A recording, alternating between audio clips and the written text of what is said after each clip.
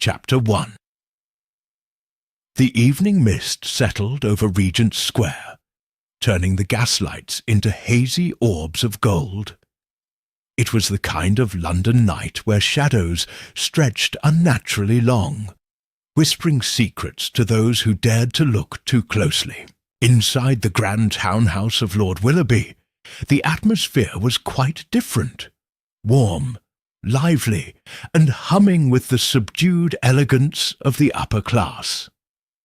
The occasion was a small gathering, attended by a selection of Lord Willoughby's most trusted acquaintances.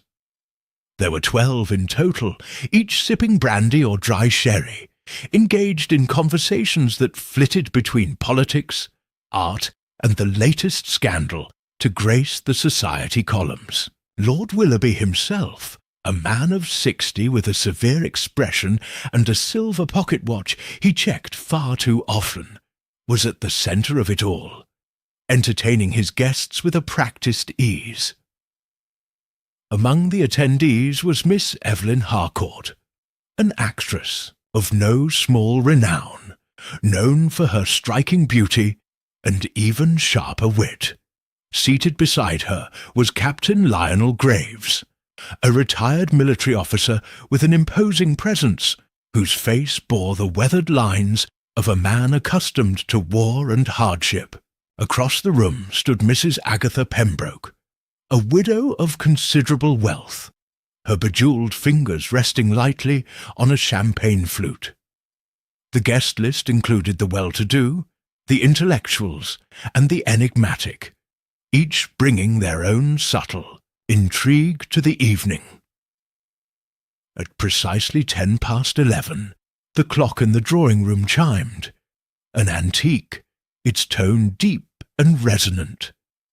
A gust of wind rattled the window panes, causing the candles to flicker, and then, quite suddenly, the lights went out.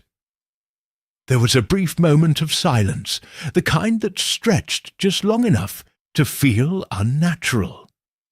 Then a sharp crash echoed through the room. A woman gasped, someone cursed under their breath. The sound of hurried footsteps filled the space, followed by the unmistakable metallic scrape of something being dragged. When the lights flickered back to life a moment later, the room was frozen in tableau. Lord Willoughby was no longer standing by the fireplace, where he had been moments before. He was sprawled across the polished marble floor, his head resting at an unnatural angle. His silver pocket-watch lay a few feet away. Its chain snapped. A dark stain, thick, unmistakable, spread across the carpet beneath him. For a long moment, no one moved. Then Miss Harcourt let out a strangled cry. "He's dead!" Chapter 2. The silence that followed Miss Harcourt's exclamation was thick with disbelief. A moment before, the drawing-room had been filled with laughter, the refined murmurs of polite society. Now, the only sound was the steady tick of the grandfather clock in the corner, a grim reminder of time moving forward, indifferent to death. Captain Lionel Graves was the first to react. With the instinct of a man who had seen far too many fallen comrades, he strode toward Lord Willoughby's motionless form and crouched beside him. He placed 2 fingers against the older man's throat, searching for a pulse. A moment later, he shook his head. "He's gone," Graves announced, his voice tight. Mrs. Pembroke, her face unusually pale, pressed a hand against her mouth. But how? He was perfectly fine a moment ago."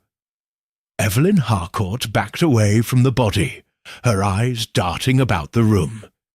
Someone turned off the lights, and then I heard something fall. "A struggle," muttered Julian Merivale, a young playwright with an air of perpetual boredom. "Or a murder." The word sent an uneasy ripple through the guests. No one wanted to say it aloud, but the truth was undeniable. Lord Willoughby had not died a natural death. Someone in that very room had killed him. For a long moment no one moved, no one dared. It was as if the weight of the crime had frozen them in place, afraid to even breathe too loudly. And then, mon Dieu! The voice was calm, measured, yet it carried enough authority to slice through the oppressive silence like a blade. All heads turned toward the doorway. There, standing with his hands neatly clasped before him, was Hercule Poirot. Dressed immaculately in a dark suit, with a silk handkerchief folded just so in his breast pocket, the little Belgian detective surveyed the room with an expression of polite curiosity. His waxed moustache twitched ever so slightly as his sharp, bird-like eyes took in every detail: the arrangement of the furniture, the placement of the body, the expressions of the people in the room. Nothing escaped him. "Is this how English society greets a murder?" he inquired, stepping inside with his usual measured grace. "No one rushes to call the police. No one checks the windows, the doors. No, everyone stands like statues, as if waiting for a ghost to speak." His gaze swept across the guests, noting the shock in their faces, the barely concealed unease. He had seen it before, many times. It was not just fear of the crime, but fear of what the crime might reveal. Dr. Charles Lavington, the family physician, cleared his throat and stepped forward. "Monsieur Poirot, I believe you may be right. Lord Willoughby is dead, but I cannot yet determine the cause." Poirot approached the body with careful steps, kneeling beside it. He reached into his pocket, withdrawing a pristine white handkerchief, which he used to delicately lift the lapel of Lord Willoughby's jacket. His keen eyes took in every detail: the position of the body, the angle of the limbs, the unnatural way the head rested. Then he turned his attention to the watch lying nearby. With a murmured "Pardonnez-moi," Poirot picked up the broken timepiece. The glass was cracked, the hands frozen at exactly fascinating, he said softly. Before he could say more, there was a commotion at the entrance. Inspector Andrew Giles had arrived, his heavy boots thudding against the polished floor as he strode into the room. He was a broad-shouldered man with the air of someone who had seen too many crimes and solved too few. His gaze fell upon Poirot, and he sighed. "I might have known you'd be here, Poirot." Poirot smiled politely. "You see, mon cher Giles, I have a talent for being precisely where I am needed." Giles gave a grunt. "Well then, you'd best make yourself useful." He turned to the guests. "No one leaves this room. This is now a crime scene. And until we find out what happened, you are all suspects." A murmur of protest rose among the guests. "Suspects!" Mrs. Pembroke exclaimed. "Surely you don't think one of us—" "Madam," Giles interrupted, "his lordship didn't just drop dead. And since the doors were locked, and all of you were in this room when it happened, that means one thing. The killer is among you." A heavy silence settled over the group. Poirot, meanwhile, continued his quiet observations. He noticed the subtle ways in which people reacted to Giles's statement. Miss Harcourt clutched her pearls, her eyes flicking nervously toward the door. Captain Graves crossed his arms, his jaw tightening. Julian Merivale The playwright smirked ever so slightly, as if finding a private amusement in the situation. Dr. Lavington rubbed his temple, while Mrs. Pembroke let out a slow, trembling breath. "Tell me," Poirot finally spoke, his voice light but firm. "Was there anyone who left the room before the lights went out?" "No one," Graves replied. "We were all here. No one moved. At least, not until we heard the crash." Poirot tapped his chin. "And the doors, do they lock from the inside?" "Yes," said Mrs. Pembroke. "Lord Willoughby had them bolted earlier in the evening. He did not want any interruptions." "Ah, parfait." Poirot straightened. A locked-room murder, the most elegant of puzzles. His words sent another ripple of unease through the guests. Locked-room mysteries were the stuff of fiction, the kind of crime that seemed impossible, until, of course, Poirot solved them. Inspector Giles, still surveying the room, let out a sigh. "All right, Poirot. Since you're here, you may as well give me your thoughts. What do you make of it?" Poirot clasped his hands behind his back. "For now, I observe. I listen. I note the details." His eyes flicked toward Lord Willoughby's body once more. Then he let his gaze drift upward, toward the flickering candlelight, toward the shadows that danced along the walls, the moving shadows. Something about them stirred a thought in his mind, a piece of the puzzle just beginning to form. But he would not voice it yet, not until he was sure. For now, he simply smiled, adjusting his cufflinks. "I believe, mes amis," he said lightly, "that the true game has just begun." Chapter 3. The weight of the murder hung thick in the air, like the heavy scent of the cigars Lord Willoughby had favoured. No one spoke as Inspector Giles and his men secured the doors and windows, making sure the room was truly sealed. The guests, now prisoners of circumstance, stood in uneasy silence, glancing at each other with barely concealed suspicion. Poirot, ever composed, stood near the fireplace, his sharp eyes studying the room with a quiet intensity. He had solved many locked-room mysteries before, and each one had taught him the same truth. No crime was truly impossible. The answer, as always, lay in the details. He turned to Inspector Giles, who was pacing like a caged animal. "Mon ami, perhaps we should begin with the most pressing question. How did Lord Willoughby die?" Giles rubbed his chin. "Dr. Lavington, you're the physician here. Can you tell us?" Dr. Lavington hesitated. He was a tall, thin man with greying hair and a nervous disposition. Stepping forward, he knelt beside the body and conducted a quick examination, checking the eyes, the hands, the chest. Finally, he sat back on his heels, brow furrowed. "There's no sign of a struggle," he said. "No obvious wound, no smell of poison on his breath. If it was poison, it must have been fast-acting, something ingested earlier." Poirot nodded. "And yet Lord Willoughby was drinking only tea, no?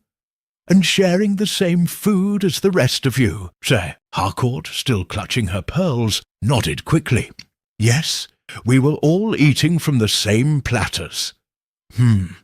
Poirot murmured. "Then perhaps the method of murder was something unseen." A nervous rustle passed through the group. Inspector Giles, arms crossed, glanced at the guests. "All right, let's start with something simple. When was the last time any of you spoke to Willoughby before the lights went out?" Julian Merivale, the playwright, leaned against the mantel with an air of practised indifference. "About 2 minutes before." He was talking about his collection of rare artifacts, showing off as usual. "What kind of artifacts?" Poirot asked. His interest piqued. "Ancient weapons," Captain Graves supplied. "Swords, daggers, that sort of thing." He was particularly proud of a certain piece, a ceremonial dagger from the East. Said it was cursed. Poirot arched an eyebrow. Cursed? Ah, but of course. These stories of curses, always so dramatic, always so convenient. Giles scowled. "We don't deal in curses, Poirot. We deal in facts." "Ah, but sometimes the idea of a curse can be as powerful as the thing itself," Poirot replied smoothly. His gaze shifted to a nearby glass cabinet. It had been locked earlier, but now the door was slightly ajar. Stepping closer, he peered inside. The collection of artifacts gleamed under the candlelight, except for one notable absence. "The dagger," Poirot said softly. "It is missing." A sharp intake of breath rippled through the guests. Inspector Giles immediately stepped forward, scanning the room. "Where is it?" he demanded. No one answered. Poirot's eyes narrowed slightly. He moved toward Lord Willoughby's body again, this time focusing on the faint impression on the fabric of the deceased man's waistcoat, something slightly out of place. Carefully, he lifted the edge of the jacket, revealing a tiny pinprick at the base of the neck. "Voilà," he murmured. "A puncture wound, almost invisible, the work of a very thin blade. A needle, perhaps, or the dagger." Captain Graves finished grimly. Giles exhaled sharply. "So, someone stabbed him in the dark? Dear, would explain the sound we heard," Miss Harcourt whispered. Poirot straightened, brushing non-existent dust from his cuffs. "It is possible, but one must ask, if our murderer acted in the cover of darkness, how did they find their target so precisely?" A tense silence followed. Poirot turned toward the guests once more, his gaze lingering on each face. "Let us consider the facts. The lights went out. There was a noise. When the lights returned, Lord Willoughby was dead and the dagger was missing. The doors were locked. No one left. No one entered. So, who among you had the skill to kill in complete darkness?" The room fell deathly still. Poirot's words had shifted the atmosphere.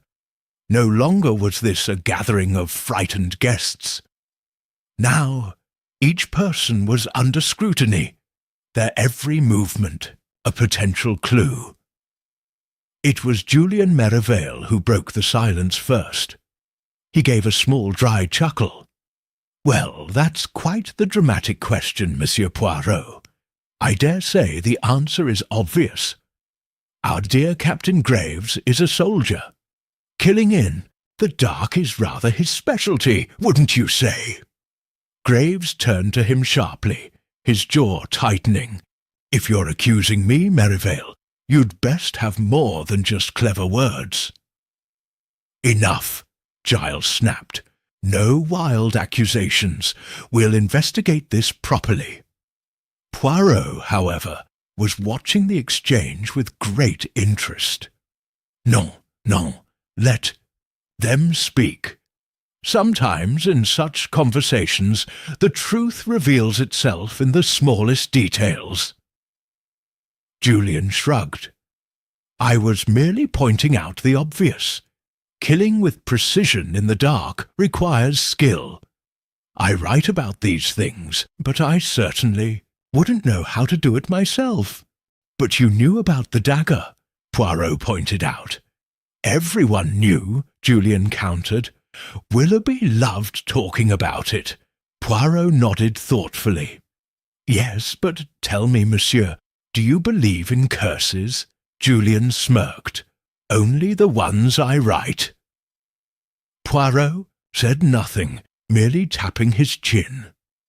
Then he turned his attention to another detail, one that had been lingering in his mind since he entered the room. The broken watch. Was it a coincidence, or was there something more? He made a mental note of it, and then straightened. Mes amis, the hour is late, but before we retire for the night, I must insist, whoever took the dagger, return it. There is no use in hiding it. The truth, she always finds a way. No one moved, no one spoke. Poirot sighed. Very well. Then we shall continue in the morning. But mark my words, my friends. One of you is a murderer. And by this time tomorrow, I shall know who. As the guests were dismissed to their rooms under the watchful eyes of the police, Poirot lingered a moment longer, gazing once more at the broken watch. A perfect time, a mirror image, a clue. And soon the whole mystery would unravel before his very eyes. Chapter 4. The old manor house had settled into an uneasy silence. Footsteps echoed in the grand corridors as Inspector Giles posted officers outside the guests' rooms, ensuring that no one could slip away unnoticed. The storm outside had lessened to a soft drizzle, tapping gently against the leaded windows. Poirot, however, was not ready for sleep. He sat in the drawing-room, fingers steepled beneath his chin, his mind turning over the facts like a jeweller, examining a flawed diamond. Hastings, who had remained uncharacteristically quiet during the investigation, finally spoke. "I say, Poirot, you do think it's that fellow Graves, don't you?" he asked hesitantly. Poirot did not immediately respond. Instead, he picked up the small clock from the mantelpiece, tilting it in the dim light of the room. He seemed fascinated by its ticking hands. "Mon cher Hastings," he said at last, "tell me, why must we always seek the most obvious suspect? Because he is a soldier, because he is skilled in combat, does it mean he is guilty?" "Well," Hastings said, a little flustered, "I suppose not. But it does seem rather convenient, doesn't it?" "Ah, but you forget," Poirot said, setting the clock down. "Convenience is the enemy of truth." A knock on the door interrupted them.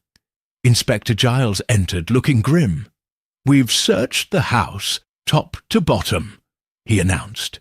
"That dagger is nowhere to be found." Poirot's brow furrowed. Nowhere at all. Curious. Either the murderer has hidden it well, or they've disposed of it entirely. Giles continued.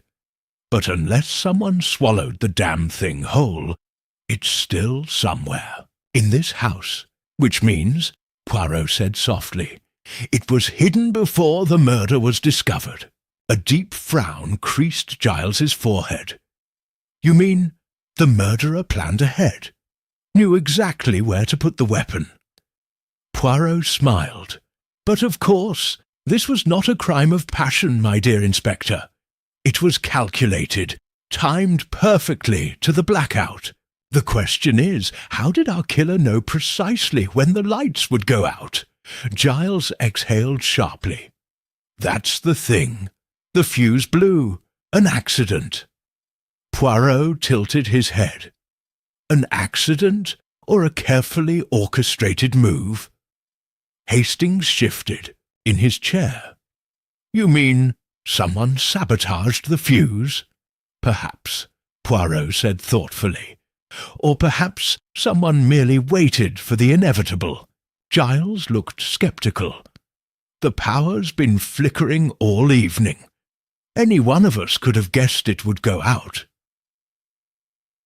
"Yes, But only one person counted on it, Poirot replied. Only one person prepared in advance. A heavy silence settled over the room. So what do we do now? Giles finally asked. Poirot stood, straightening his waistcoat. We wait. For what? Hastings asked, puzzled. Poirot's eyes gleamed. For the murderer to make a mistake. The midnight visitor. The night dragged on. Most of the house had gone to sleep, though Poirot remained in the drawing-room, seemingly lost in thought. Hastings had long since retired, and even Giles had stepped out to patrol the corridors. 6. Fire burned low in the hearth, casting long, flickering shadows. Then, softly, ever so softly, there was a noise. A barely perceptible creak of floorboards. Poirot did not move. He listened, eyes half closed, as the sound grew nearer. Someone was walking through the hall. Poirot's fingers twitched, but he remained still. He heard the faintest rustling, the hesitant pause outside the drawing-room door, the quiet intake of breath. Whoever stood there was debating whether to enter. Seconds passed, then silence.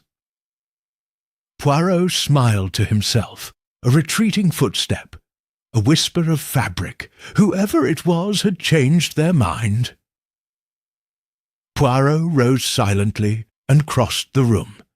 By the time he reached the door and pulled it open, the corridor was empty, but there, just barely visible on the polished wooden floor, was a small, damp footprint.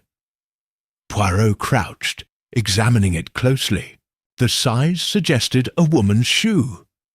The faint trail of moisture hinted that she had been outside recently. His mind immediately conjured an image. The terrace, the garden beyond. Ah! So that was where the missing dagger had gone. Poirot straightened, his eyes glinting. The game was drawing to its close. Soon all would be revealed, and the murderer, they had just made their first mistake. Chapter 5. The morning dawned cold and grey, a mist curling around the manor like ghostly fingers. The household, still shaken from the previous night's events, gathered in the dining-room for breakfast. Though everyone sat together, a heavy silence hung over them like a funeral shroud.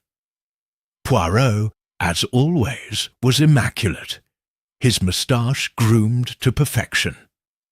He sipped his coffee, his eyes scanning the room, taking in every twitch, every nervous glance exchanged between the guests. He was waiting. For what? Only he knew. Hastings, seated beside him, tried to keep up a semblance of normalcy. Well, I must say, there's nothing like a proper English breakfast after a rather ghastly night. He forced a chuckle, but no one responded. Lady Willoughby, pale and drawn, pushed her eggs around on her plate without eating. Graves sat stiffly, staring into his cup as though it held the answer to all life's mysteries. Eleanor Hughes, the young governess, kept her hands folded in her lap, her shoulders tense. Lord Hollingford's eyes darted about the room, assessing everyone. Finally, Poirot cleared his throat. Bon, I see we are all rather subdued this morning. His gaze settled on Lady Willoughby. Madam, did you sleep well? She hesitated, then shook her head. Not a wink, Monsieur Poirot. How could I, after what happened? Poirot nodded sympathetically. Ah, yes, the weight of tragedy is heavy. And yet, some of us were not resting at all last night, were we? At this, a ripple of unease passed through the room. Eleanor Hughes looked up sharply. Lord Hollingford frowned. "What do you mean, Poirot?" Hastings asked. Poirot smiled faintly. "Last night someone wandered the halls after the house was asleep. Someone who had urgent business outside." There was a sharp intake of breath from Eleanor. Poirot turned his attention to her. "Mademoiselle Hughes," he said gently, "you were the one walking the corridors, were you not?" Her face went white. I don't know what you mean." "Ah, but I think you do," Poirot said softly. "You stood outside the drawing-room door, hesitated, and then you walked away. You left through the terrace doors." She shook her head violently. "That's not true," Poirot sighed. "Mademoiselle, I found your footprint in the corridor, damp, as if you had been outside in the wet grass. Would you care to explain why?" All eyes were now on Eleanor. Her fingers clutched at the tablecloth. I only went outside for some air," she stammered. "I couldn't sleep. I was frightened." "A perfectly natural reaction," Poirot agreed. "And yet, I wonder, did you take something outside with you?" Her mouth opened and closed. "No, of course not." Poirot studied her. "Ah, then, you would not mind if we searched the garden?" A strangled gasp escaped Eleanor's lips. Lord Hollingford's eyes narrowed. Inspector Giles, who had entered quietly moments before, spoke up. "We'll search immediately." At that, Eleanor shot up from her chair. "No, you have no right." "Ah," Poirot murmured, "a most curious reaction for one who has nothing to hide." A discovery in the garden. The search of the garden did not take long. Near the hedgerow, half buried in the damp soil, the dagger was found. Hastings watched as Giles carefully lifted it with a handkerchief, the blade still stained dark with dried blood.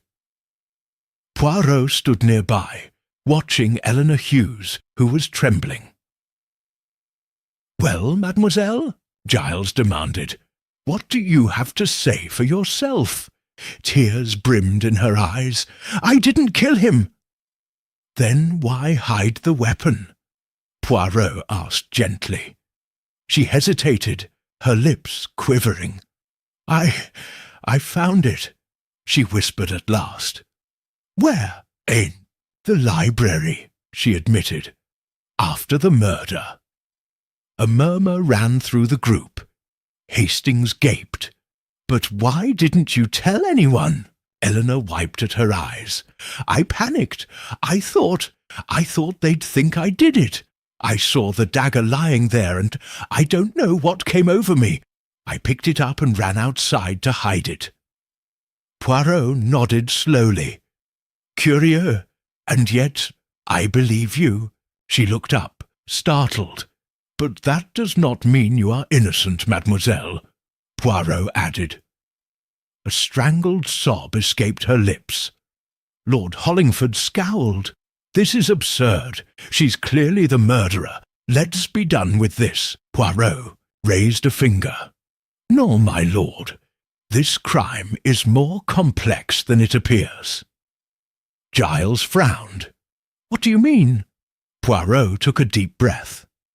"There is still a missing piece to this puzzle, and I intend to find it." He turned to Eleanor, his expression softer now.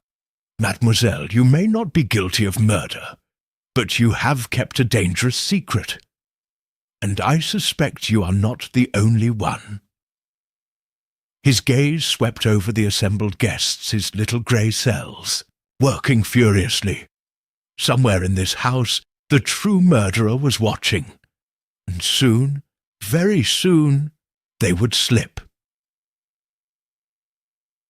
Chapter 6.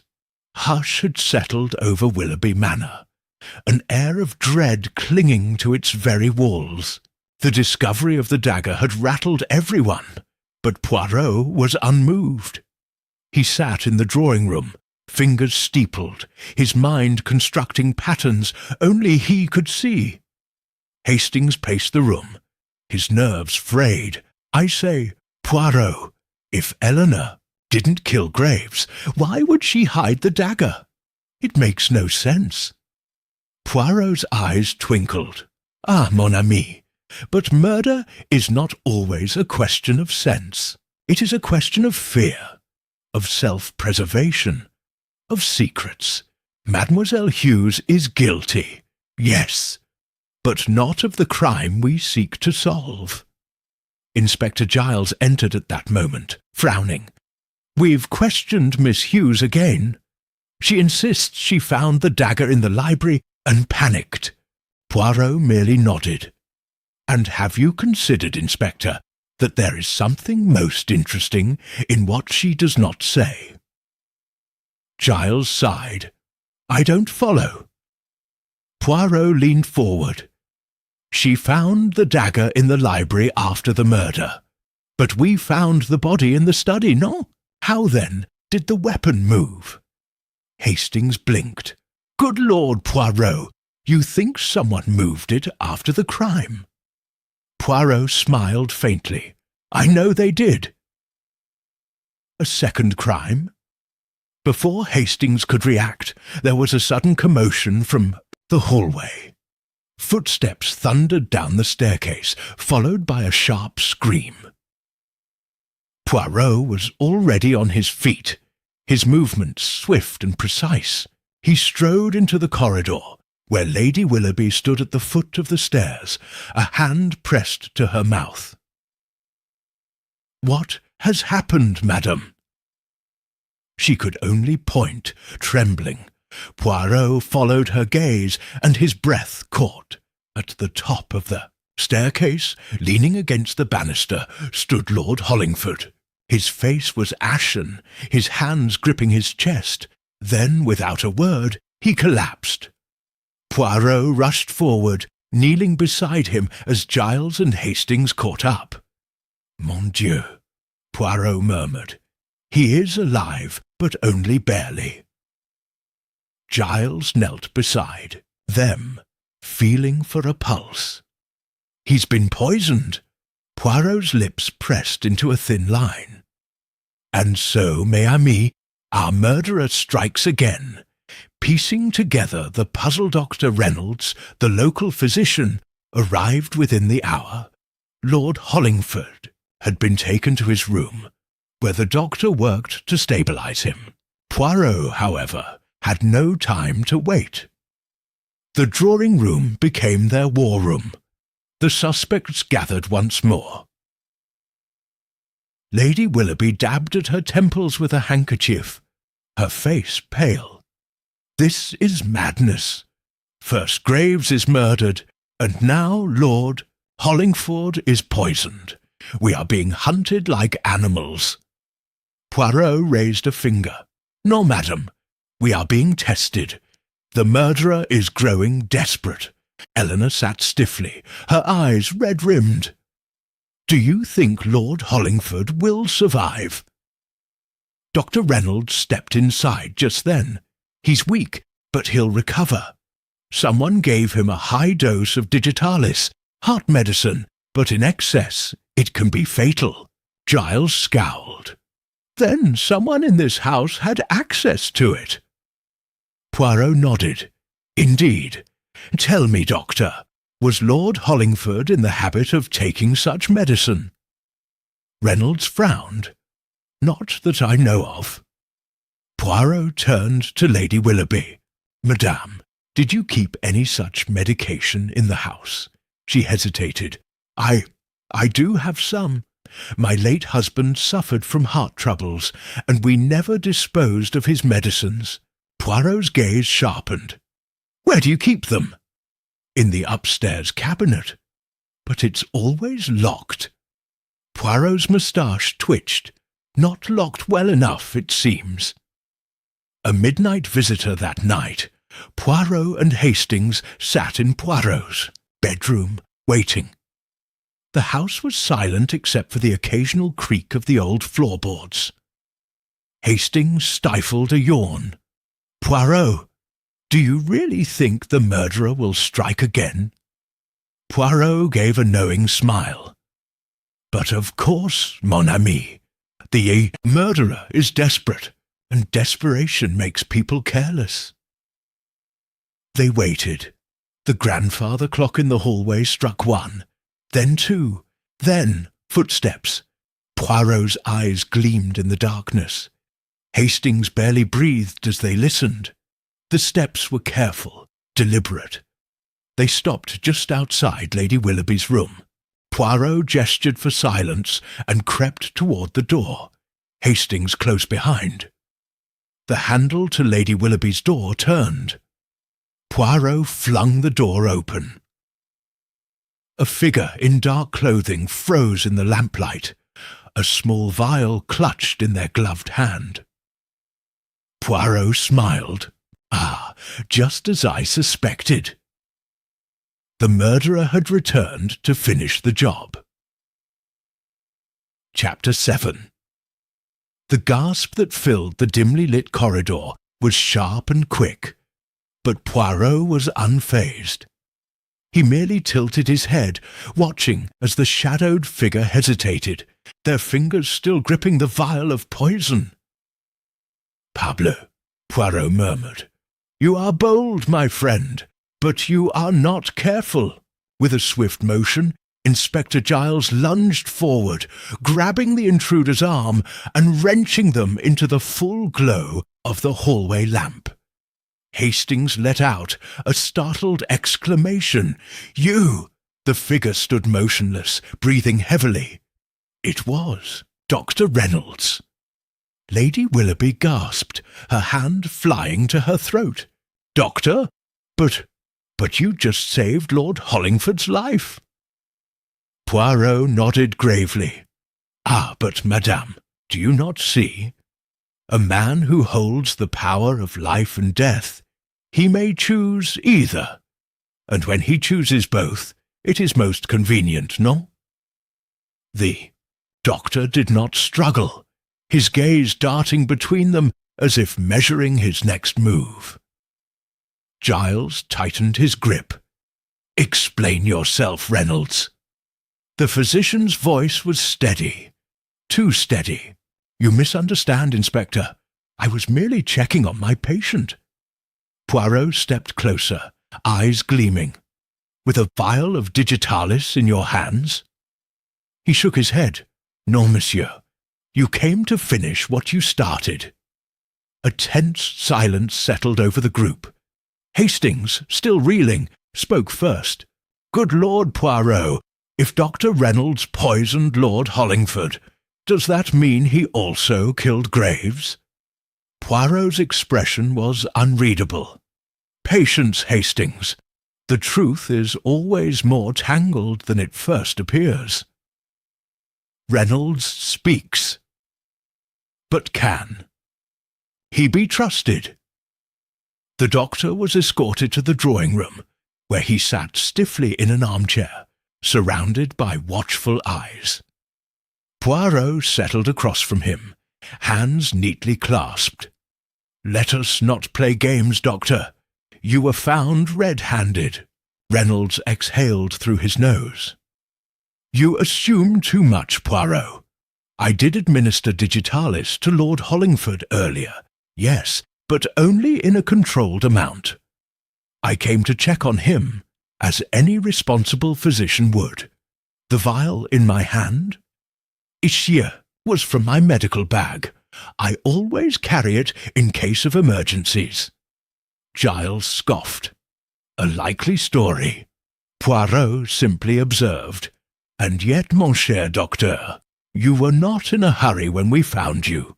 You moved quietly. If you were merely checking on a patient, why act as though you did not wish to be seen?" Reynolds pressed his lips together, his confidence faltering. "Perhaps I feared suspicion. After all, I was the one who treated Lord Hollingford." Poirot nodded as if considering this. "Ah, fear. It is a powerful thing. It drives people to act irrationally. But tell me, Doctor, do you fear being accused because you are innocent or because you are guilty?" Reynolds said nothing. A hidden connection, Poirot turned his attention to Lady Willoughby, who still looked shaken. "Madam, you said that your late husband kept digitalis in the house. Was Dr. Reynolds his physician?" Lady Willoughby hesitated before nodding. "Yes, he was. My husband trusted him completely." "Interesting." Poirot leaned back. "And tell me, madam, did your husband's death come suddenly?"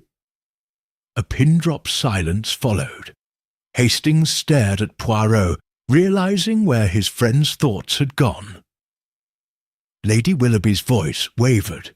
"It was unexpected, yes, but Dr. Reynolds assured me it was his heart. There was no reason to question it." Poirot's smile was almost sad. "No reason then, perhaps. But now, with another man nearly lost to the same poison?" Lady Willoughby's face paled. You think my husband was murdered?" Poirot steepled his fingers. "I think, madam, that it is an unfortunate coincidence, one that I do not believe in." Reynolds tensed in his seat. "You're grasping at straws, Poirot." "Am I?" Poirot's voice was calm, but sharp as a blade. "Tell me, Doctor, do you believe in ghosts?" Reynolds blinked. "What?" "The moving shadow, monsieur. The presence in this house that unsettles its inhabitants. It is not the spirit of Lord Willoughby, no. It is the shadow of a crime buried in the past, finally coming to light. A murderer's desperation." The room seemed to close in around Reynolds. For the first time, he looked truly nervous. "Poirot," continued, his voice smooth, "you killed Lord Willoughby, did you not?" Reynolds's jaw clenched. "This is ridiculous." Poirot continued as if he hadn't spoken. "And Graves knew. He was your accomplice, was he not?"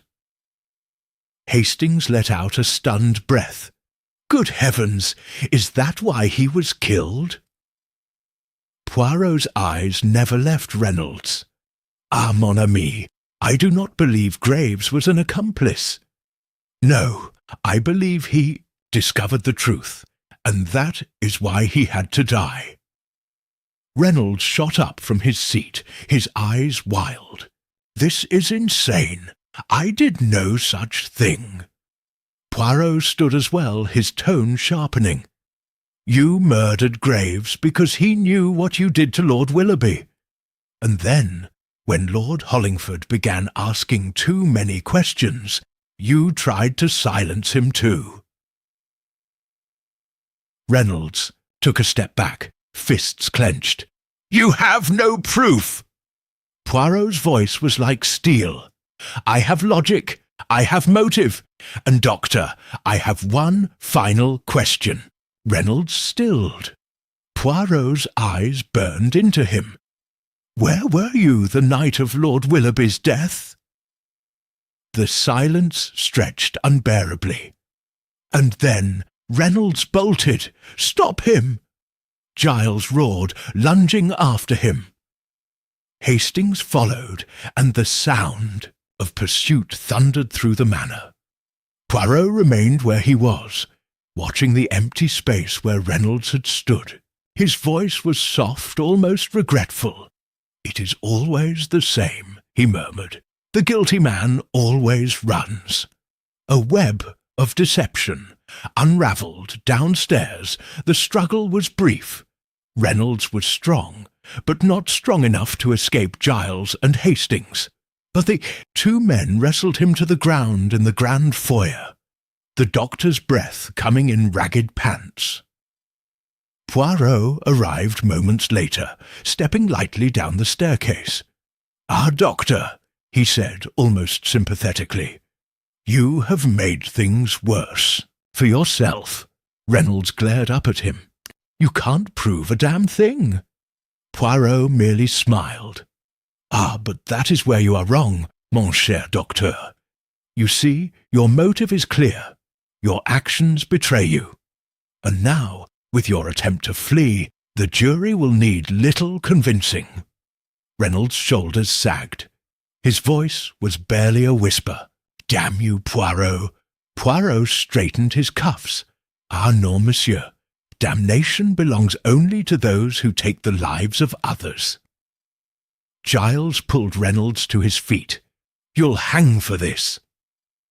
As Reynolds was led away, Hastings turned to Poirot, shaking his head. "So it was him all along." Poirot smiled faintly. "Patience, Hastings. The story is not quite finished." Hastings blinked. "What do you mean?" Poirot's gaze flickered toward the darkened hallways of the manor. "There is one final truth yet to be revealed." And with that, he turned, walking back into the shadows of Willoughby Manor. Chapter 8. The storm outside raged on, rattling the old windows of Willoughby Manor. Inside, the tension was just as fierce. Dr. Reynolds had been apprehended, but Poirot's words lingered in the air. "The story is not quite finished." Hastings, still reeling from the revelation, caught up to Poirot as they ascended the grand staircase.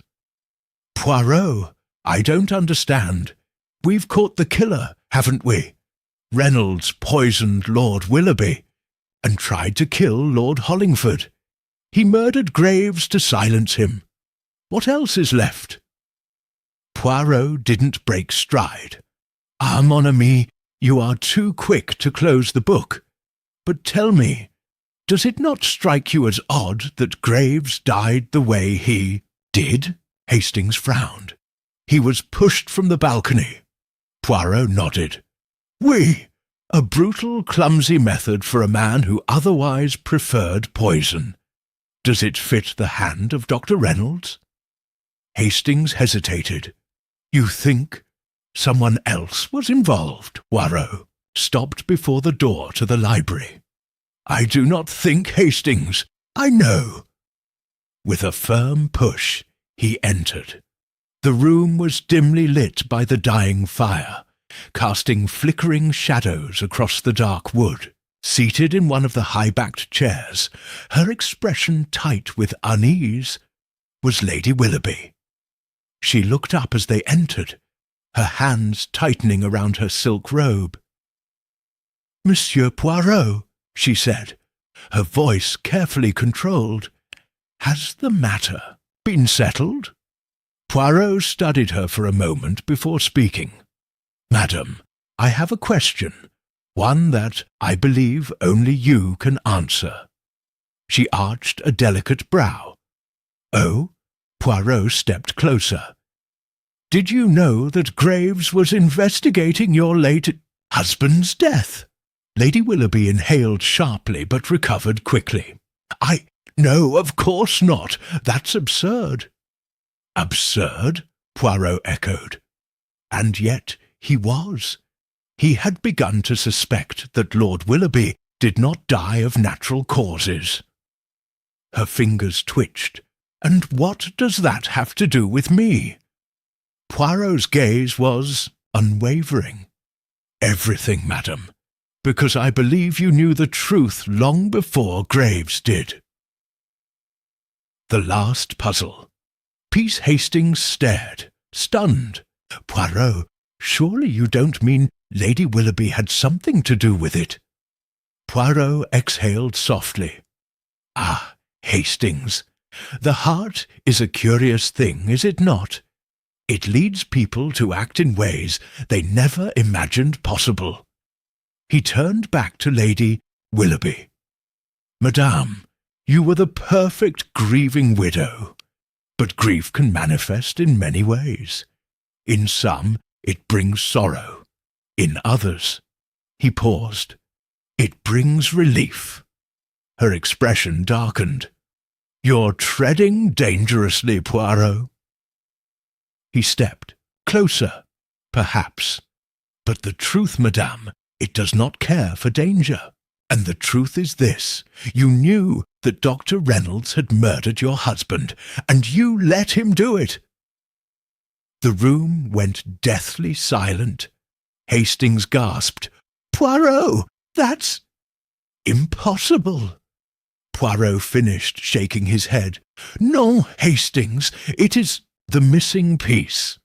Lady Willoughby did not kill Lord Willoughby, but she knew, and she did nothing to stop it." Lady Willoughby stood abruptly, her face pale but composed. "You have no proof of these accusations." Poirot tilted his head. "Don't I?" He gestured toward the fireplace. "You kept all of your late husband's belongings, madam. His letters, his documents, but not his medical records. Why?" She hesitated. Poirot's voice softened. "Because they contained the truth, did they not? They showed that your husband was not a sick man, that he had no history of heart disease. You knew, and yet, when he died, you said nothing." Lady Willoughby's fingers trembled. I had no choice." Hastings gaped. "No choice? Good Lord, woman, your husband was murdered." Lady Willoughby's breath hitched. "You don't understand," she snapped, her composure cracking. "My husband was a cruel man. She stopped herself, pressing a hand to her mouth. Poirot's voice was gentle but insistent. "Go on, madame." She took a shuddering breath. "He was controlling, violent. He made my life a misery. And then, one day, he fell ill. The doctor came, and suddenly he was gone. It was as if fate had intervened, and I let it." Her confession hung heavy in the air. Hastings was pale. "So you knew all along?" She nodded slowly. "Yes. But I did not kill him, Poirot. I swear it." Poirot studied her carefully before nodding. "No, madame, I do not believe you did. But you did something else, did you not?" Her lips parted, but no words came. Poirot took a slow step forward. "You killed Graves." A sharp intake of breath filled the room. Lady Willoughby staggered back. I did no such thing." Poirot's expression was unreadable. When Graves began asking questions, you grew frightened. You knew if he uncovered the truth, you would be implicated. And so, when the opportunity arose, you pushed him from the balcony. She shook her head violently. "No, it wasn't like that." "Hastings," whispered, "then you admit it?" Her face crumpled. He was going to tell the police. He said he had proof that my husband had been poisoned. I begged him to stay quiet. I told him the past should be left alone. But he wouldn't listen. Tears streamed down her cheeks. "I didn't mean to kill him. We were arguing on the balcony, and he lost his balance. I swear I never meant for it to happen." Poirot sighed, rubbing his temple. "Ah, madam, intentions, they matter little when the deed is done." The case is closed. The confession sealed her fate. Inspector Giles called in once more, listened grimly before escorting Lady Willoughby away. She did not resist. As the doors closed behind them, Hastings collapsed into a chair. "Good Lord, Poirot, what a case!" Poirot smiled faintly. "Indeed, Hastings. It began as a murder investigation, but became something much more. A story of revenge, of secrets buried, of a woman who let fate play its cruel hand, until it turned against her." Hastings shook his head. "I still can't believe it. All this time, the truth was right in front of us." Poirot chuckled. As it always is, mon ami. One must only open their eyes to see it. He glanced at the rain-lashed windows, a contemplative look in his eyes. Justice is a curious thing, Hastings. It does not always come in the form we expect. Hastings leaned back, exhaling deeply. Well, at least it's over. Poirot didn't respond right away. He merely gazed into the fire, his thoughts unreadable. Outside, the storm began to subside, as if the house itself had been purged of its ghosts, but the echoes of its dark past would remain forever. Chapter 9. The night stretched on, thick with the weight of Lady Willoughby's confession. The storm had passed, leaving behind a strange stillness, as if the house itself were holding its breath. Poirot and Hastings sat in the grand library, the fire casting flickering shadows on the high wooden walls. The scent of aged books and wax polish lingered, but something else hung in the air, a sense of finality. Hastings took a long sip of his brandy, shaking his head. Poirot, I can't wrap my head around it. All this time we thought Dr. Reynolds was the only culprit, and yet Lady Willoughby was just as guilty in her own way. Poirot steepled his fingers, his sharp gaze fixed on the fire. Guilt, mon ami, is not always as clear-cut as we wish it to be. There are murderers who act with malice, and there are those who commit crimes out of fear, out of necessity, or out of a desperate sense of justice. Hastings scoffed. Justice! She let her husband be murdered. Then, when Graves got too close to the truth, she pushed him to his death. That doesn't sound like justice to me. Poirot sighed, swirling his own drink. No, Hastings, it is not justice, it is tragedy. For a long moment, neither of them spoke. The house, now emptied of its former occupants, seemed larger, lonelier. Inspector Giles had taken Lady Willoughby away, along with Dr. Reynolds, who would face trial for his crimes. The servants, still whispering in hushed tones, had retreated to their quarters. Only Poirot and Hastings remained in the library, lingering in the aftermath of it all. Hastings drummed his fingers on the armrest, and yet something still bothers me. Poirot glanced at him. Ah, and what is that, mon ami? Hastings frowned. If Lady Willoughby had simply let things be, she could have lived out the rest of her days in peace. But the moment Graves started digging, she panicked. She tried to cover up a crime she didn't even commit. That's what doomed her. Poirot nodded. Exactement. The past, Hastings. It is never truly buried. The more one tries to hide it, the louder it demands to be heard.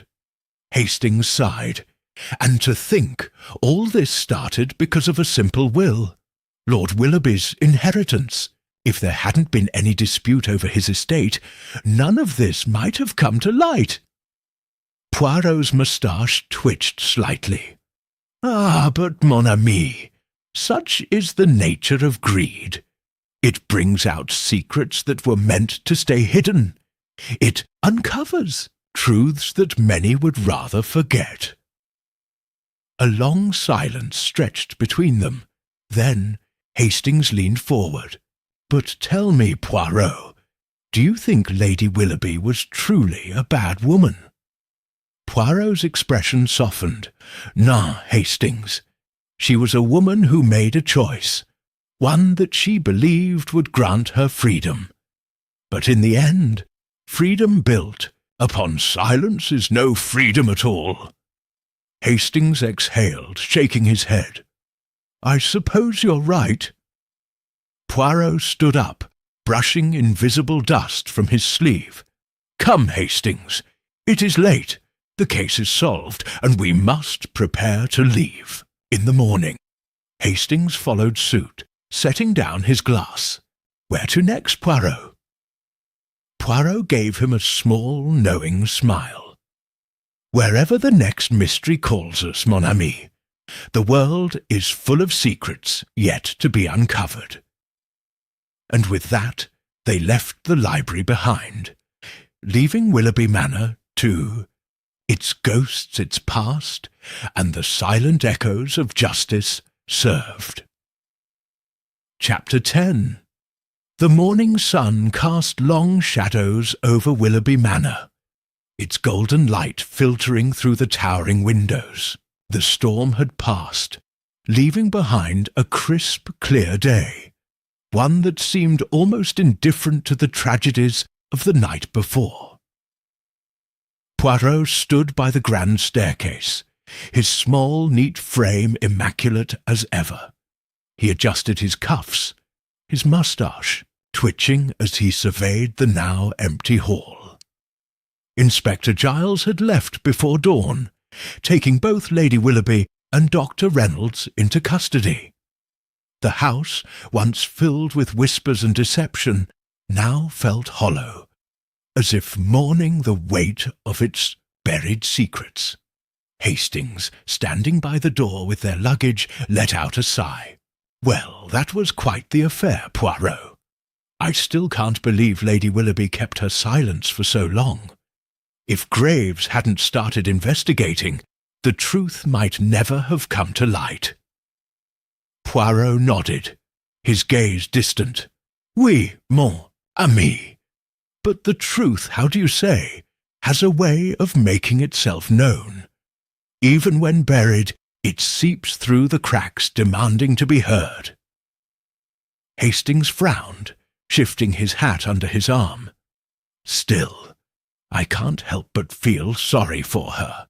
She spent years trapped in that house, bound by guilt, and now she's lost everything." Poirot's expression softened.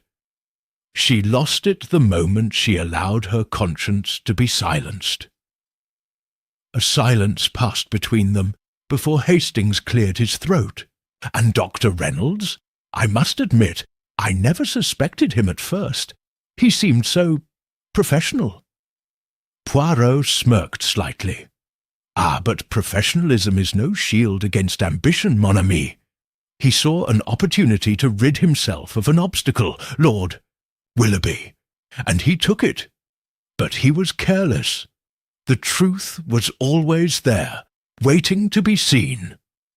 Hastings exhaled sharply. "And yet, the most chilling thing about all of this is how many people were willing to remain silent. Lady Willoughby, the servants, even Graves before he got too close." Poirot turned to him, his sharp eyes gleaming. "Oui, Hastings, that is the true nature of a mystery. Not just the crime itself, but the silences that surround it. The things left unsaid are often the loudest clues of all." The butler, looking paler than usual, arrived to open the door for them. He gave a slight bow. "The car is ready, sir." Poirot nodded, stepping outside into the crisp morning air. The gravel crunched beneath their feet as they approached the waiting automobile. Hastings hesitated before getting in. "Poirot," he said, "do you ever tire of solving these mysteries? Don't you ever want a quiet life?" Poirot smiled, that knowing, enigmatic smile of his. "A quiet life, mon ami? That is not for me. The world is full of puzzles, of human folly and hidden truths, and as long as there are mysteries, Poirot will be there to solve them." Hastings chuckled. "I should have known you'd say that." The car rumbled to life, the great manor shrinking in the distance as they drove away. Hastings leaned back with a sigh, already imagining the next adventure that awaited them. Poirot, ever composed, simply gazed out the window, his mind already at work. For where there was deception, there was Poirot, and where there was Poirot, there was always the pursuit of truth, the end.